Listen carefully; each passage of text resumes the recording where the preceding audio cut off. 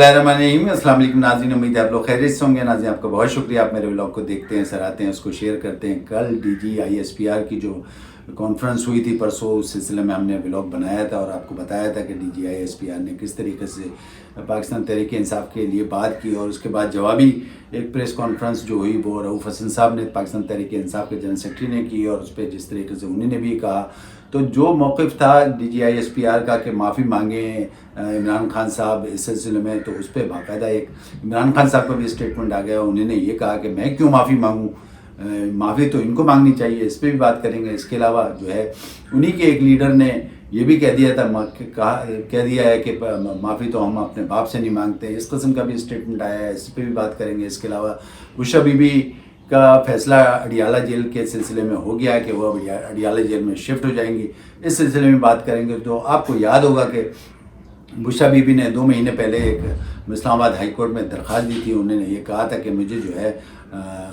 बजाय बनी गाला के मुझे शिफ्ट किया जाए अडियाला जेल में। इस सिलसिले में जस्टिस गुल मियाँ औरंगज़ेब साहब की जो है वो समाअत चल रही थी, और ये 2 महीने से मुसलसल चल रही थी, और मुसलसल कोशिश थी। बुशरा बीबी ने ये दरख्वास्त की हुई थी कि मुझे जो है अडियाला जेल में शिफ्ट किया जाए, और क्योंकि मुझे यहाँ परेशानी है, यहाँ पे शीशे भी कलर हुए हैं, इस तरीके से बातें की थी। तो ये मुसलसल समाअत चल रही थी। तो कल जो 190 मिलियन पाउंड का जब केस की समाअत हुई थी, तो उसी दौरान जो है बुशरा बीबी का ये फ़ैसला हो गया, और ये फ़ैसला ये हुआ कि अब उनको जो है बुशरा बीबी को जो है वो अडियाला जेल में मुंतकिल कर दिया जाएगा। तो जब ये फ़ैसला हुई, जब समाअत चल रही थी, उसी के दौरान जब फ़ैसला आया, तो बाकायदा जेल हुकाम ने उनको वहीं रोक लिया, और उसके साथ साथ बाकायदा जो है फिर उनको जो उनके वकला थे उनको कहा गया कि इनके जो जितना भी सामान है वो बनी गाला से यहाँ पहुँचा दिया जाए, अभी वहाँ नहीं जाएंगी। तो इस तरीके से बुशरा बीबी ने पता ये चला कि एक लिस्ट बनाई, और उस लिस्ट जो है अपने भाइयों को दी, और वो लिस्ट लेके भाई उनके बनी गाला पहुँच गए और तमाम चीज़ें उनकी इकट्ठी की, और उसके बाद जो है वो तमाम चीज़ें जो हैं वो वापस आ गई अडियाला जेल में। तो बुशरा बीबी जो है अडियाला जेल से वापस समाअत के बाद गई नहीं, वहीं पे रही। तो पता ये चला कि अब सारा सामान उनका ये पहुंच गया है वहाँ पे, और एक तरीके से बड़ी अच्छी बात हुई। हम भी यही कह रहे थे कि बुशरा बीबी की ज़ाहिर है कि वो चाहती थी कि मुझे जो है अडियाला जेल में रखा जाए, बजाय ये कि मुझे वहाँ रखा जाए बनी गाला में, मैं अपने शौहर के करीब यानी इमरान खान साहब के करीब रहूँ।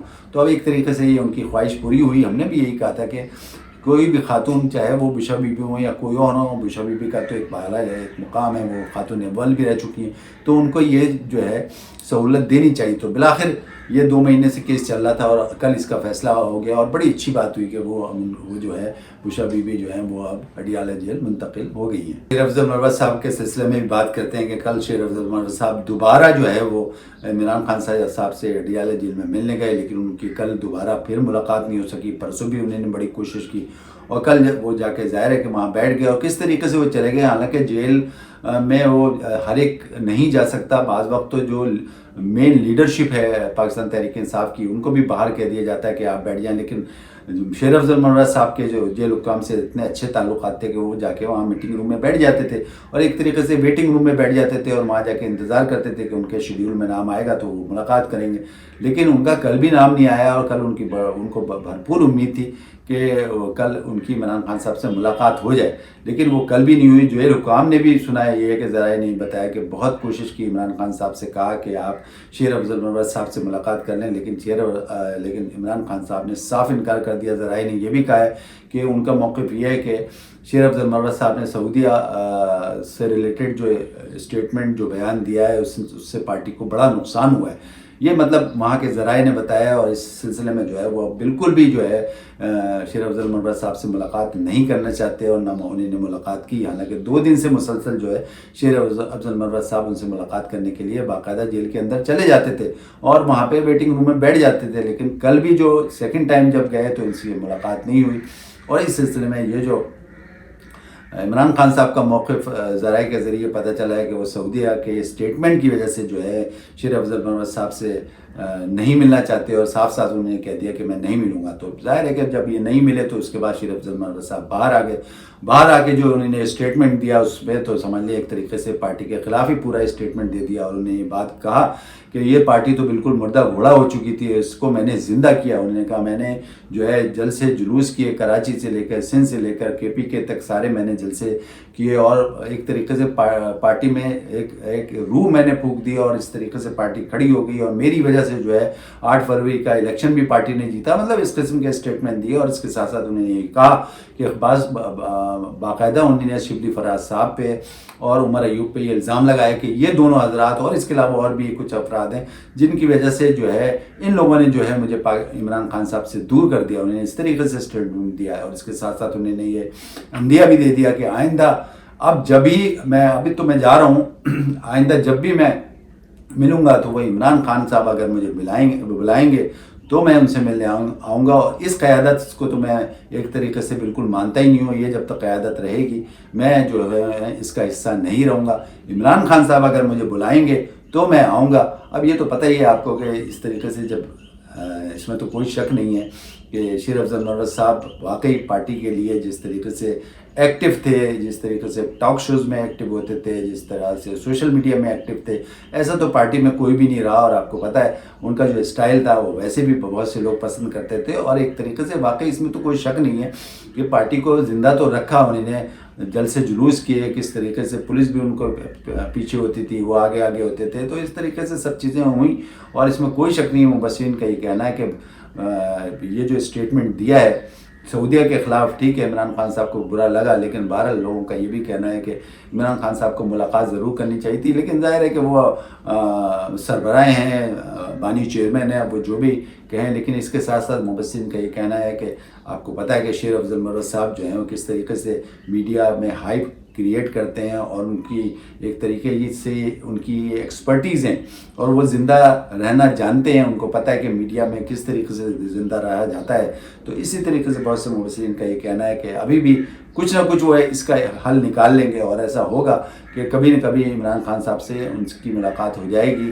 اور یہ بھی ہو سکتا ہے کہ عمران خان صاحب کے جو ہے وہ کسی وقت بھی ان کو بلا لیں, کیونکہ یہ تو آپ کو پتہ ہے بہت سی ایسی باتیں پہلے بھی ہوتی رہی ہیں, جیسے کہ چیئرمین شپ کا مسئلہ تھا, اور چیئرمین شپ کا یعنی جو پارٹی کے چیئرمین شپ کا جو مسئلہ تھا اس میں بھی یہی ہوا کہ کبھی شیر افضل مرغت صاحب کا نام آتا تھا, کبھی حامد رضا خان صاحب کا نام آتا تھا, آخر میں وقاص اکرم صاحب, شیخ وقاص اکرم صاحب کا نام آ گیا. تو وہ ظاہر ہے کہ پھر بھی شیر افضل مرغت صاحب جو ہے ایک طریقے سے میڈیا میں رہے, اور اس طریقے سے باتیں ہوتی نہیں. تو ابھی بھی لوگوں کا یہ کہنا ہے کہ یہ ضروری نہیں کہ شیر افضل مرغت صاحب جو ہے بالکل پارٹی سے نکل جائیں, لیکن ابھی سر دست نہیں کہا جا سکتا. ابھی تو ایسا لگ رہا ہے اس اسٹیٹمنٹ کے بعد کہ شیر افضل مرغت صاحب عملی طور پہ جو ہے پاکستان تحریک انصاف چھوڑ چکے ہیں. لیکن بہرحال ابھی دیکھنا یہ کہ ہو سکتا ہے عمران خان صاحب آگے کچھ اور فیصلہ کر لیں, کیونکہ یہ تو آپ کو پتہ ہے کہ عمران خان صاحب بعض وقت صبح کچھ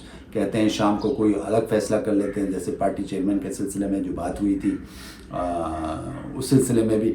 تو اب یہ دیکھیں سر سے اس پہ کچھ نہیں کہا جا سکتا, لیکن مبصرین کا یہ کہنا ہے کہ ایسا لگتا ہے کہ شیر افضل مرغت صاحب ابھی تو عملی سیاست میں نہیں ہے پاکستان تحریک انصاف کی, لیکن آگے ہو جائیں گے.